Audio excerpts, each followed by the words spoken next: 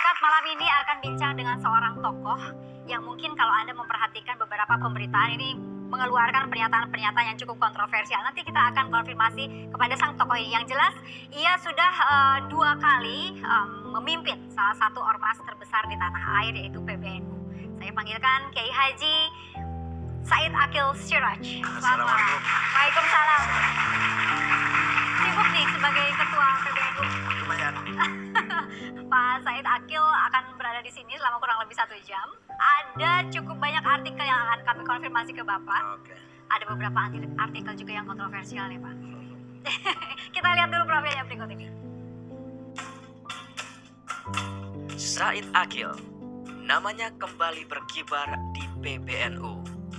Ia terpilih kembali untuk kedua kalinya memimpin PBNU untuk tahun 2015-2020. Pria kelahiran Cirebon 3 Juli 1953 ini memiliki nama lengkap Profesor Dr. Kiai Haji Said Akil Siraj, aktif di PBNU sejak almarhum Gus Dur menariknya sebagai anggota PBNU setelah Said Akil pulang dari Riyadh. Pertemuan mereka di Riyadh rupanya membuat almarhum Gus Dur tertarik pada kepiawaian Said Akil. Pria yang kerap dipanggil Siraj menikahi Nur Hayati Abdul Qadir, perempuan asal Krapyak, Yogyakarta, yang ditemuinya saat masih kuliah di sebuah pesantren di Krapyak. Dari pernikahan itu mereka dikaruniai 4 orang anak, yaitu Muhammad Said Akil, Nisrin Said Akil, Rihab Said Akil, dan Akil Said Akil. Pria yang gemar makan tempe ini dikenal juga sebagai kiai yang selera humornya cukup tinggi. Kiai dan selera humornya cukup tinggi begitu. Emang banyak ya Pak Kiai punya stok-stok humor nih? Waris dari Gus Dur. Waris dari Gus Dur. Boleh dong di-share salah satu di sini Pak Kiai? Boleh? Ya. Silakan. Suatu ketika ada seorang perempuan suaminya meninggal. Istrinya tiap pagi bawa kipas, ngipasin kuburan suaminya. Orang mengira karena kangen waktu hidup suaminya selalu minta dikipasin. Maka setelah mati pun dia masih taat dan setia ngipasi kuburan. Lama-lama seminggu, 20 hari masih selalu mengipasi terus. Jadi orang pernah, sudahlah Bu, suami sudah meninggal, ibu masih cukup muda, masih banyak orang yang mau dengan ibu. Ya itu, karena banyak mau sama saya, dulu suaminya ngomong, boleh kawin lagi kalau saya mati setelah kuburan saya kering.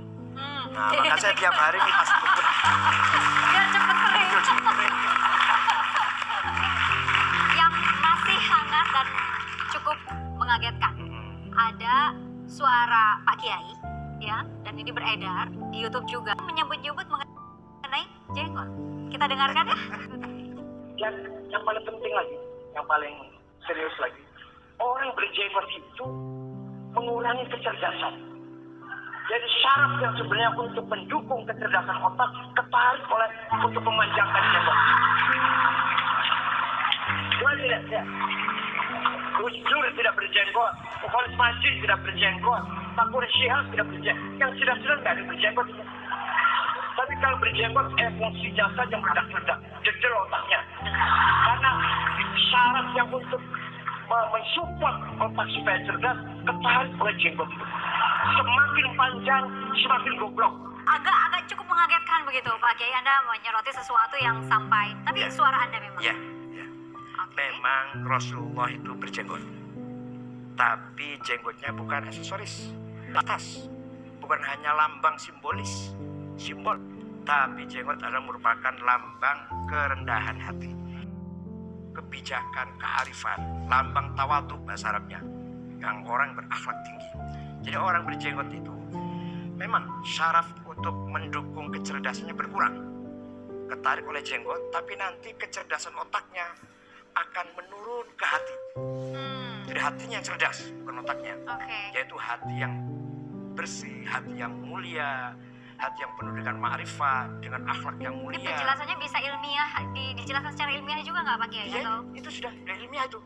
Jadi orang yang berjenggot seperti Imam Ghazali, atau imam siapa lagi lah, atau para wali songo itu kan berjenggot juga.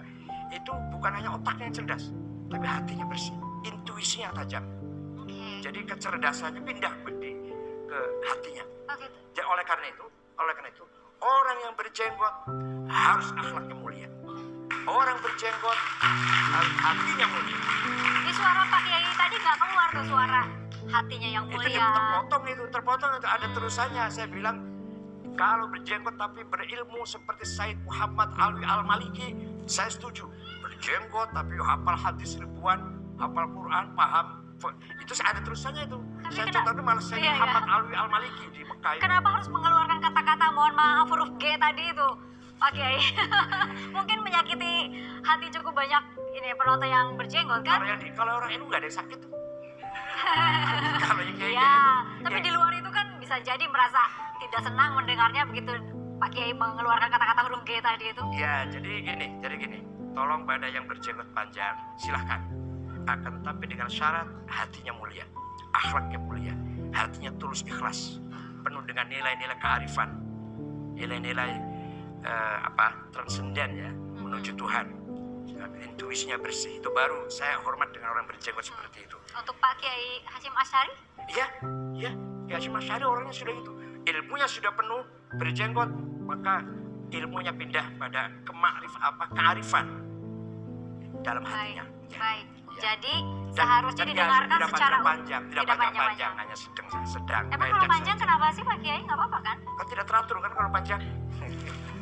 Kalau panjang dan teratur boleh? Ya boleh lah, oke lah boleh. Makanya walhasil gini lah, yang penting kualitas. Jadi ada alasan mengikuti sunnah Rasulullah atau perilaku Nabi Muhammad. Yang paling penting kita tiru adalah akhlaknya, sikapnya, perilakunya. Itu yang harus kita tiru dari Nabi Muhammad. Ya boleh silakan niru gamisnya, meniru jenggotnya, meniru sorbannya. Tapi yang paling esensi adalah meniru akhlaknya, meniru ketulusannya, giginya berjuang, kan? Bukan hanya aksesorisnya ya. Anda sendiri berjenggot ini memang ada alasan tertentu. Ya, itu kan bisa selera.